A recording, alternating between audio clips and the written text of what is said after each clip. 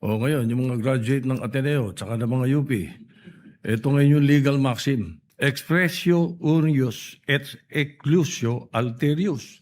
In other words, the express mention of one thing is the exclusion of another. Palagay ko, naintindihan nyo lahat ganyan. Itong akin. Sa publiko yung sa akin. Ang sinasabi ng publiko ngayon, nanonood sa atin, dapat you should not resort in too much technicalities kasi ang public interest ang iniisip nila rito. They want to expedite the proceedings. They want the trial, not rules. They're interested in the trial, not rules. In the interest of justice, sabi nga nila, sometimes rules are not sacrosanct. But itong nangyayari ngayon dito, ang publiko ang importante dito.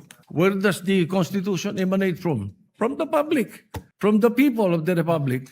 So, desisyonan nyo na to, Mr. President, para matapos na.